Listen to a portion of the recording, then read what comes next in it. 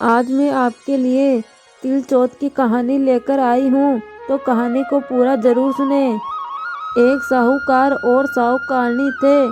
वे दोनों बहुत ही कंजूस थे। वे कभी भी दान धर्म पुण्य नहीं किया करते थे और ना ही उनके कोई संतान थी।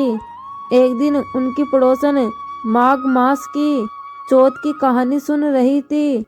साहूकारनी ने उसे देख लिया तो उससे पूछा कि तुम क्या कर रही हो।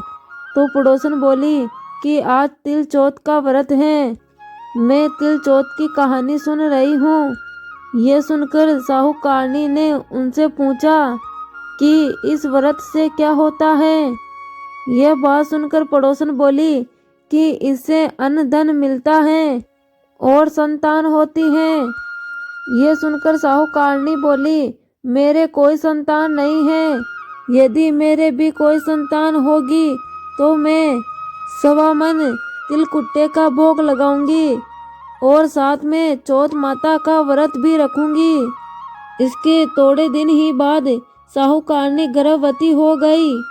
चौथ माता के इस चमत्कार को देखकर साहूकारनी अचंभित रह गई और कहने लगी कि लड़का होगा तब व्रत रखूंगी और 1.25 मन का तिलकुट्टा चढ़ाऊंगी।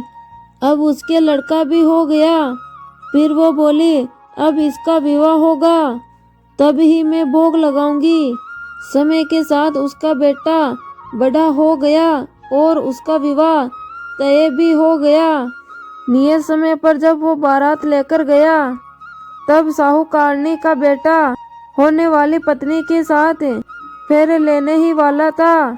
तभी चौथ माता ने सोचा कि बेटा पैदा होने पर तिलकुट्टा चढ़ाने वाली थी, लेकिन अब तो बेटा शादी रचाने वाला है तो भी तिलकुट्टे का भोग नहीं लगाया। अगर ये मेरे भोग नहीं लगा रही तो इसे सबक सिखाना ही पड़ेगा, नहीं तो इस कलयुग में हमें कोई नहीं मानेगा।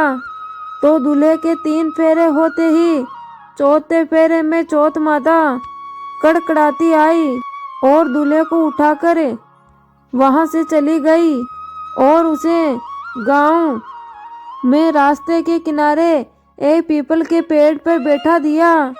फिर तो पूरे ब्याह में हाहाकार मच गया।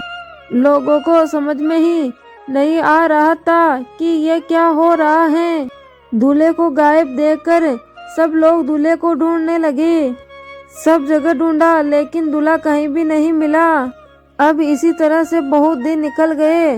गणगौर आई तो चैत के महीने में गांव की लड़कियां गणगौर पूजन के लिए दूध लेने पीपल के पेड़ के नीचे गुजरती हुई जाती हैं।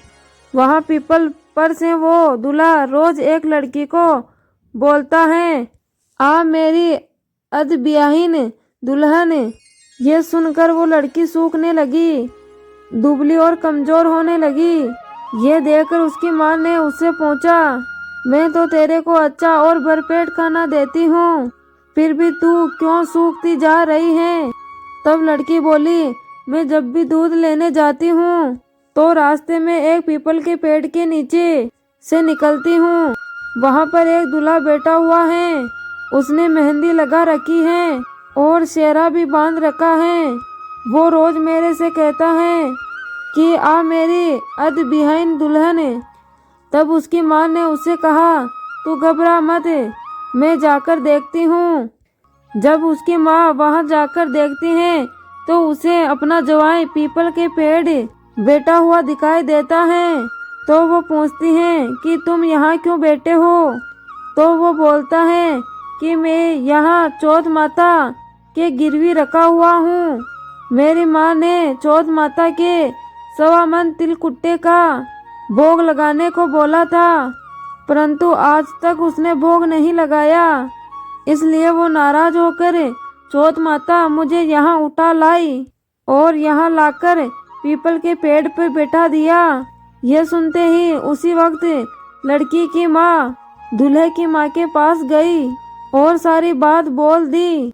तो साहूकारनी बोली, है चौथ माता, मेरा अपराध क्षमा करो, मुझे एक और अवसर दो। अगर मेरा बेटा आ जाएगा तो मैं 2.5 मन तिलकुट्टे का भोग लगाऊंगी। और उधर लड़की की माँ ने भी 2.5 मन तिलकुट्टे का भोग बोला। दोनों माओं की अनूने विनय सुनकर चौथ माता प्रसन्न हो गई।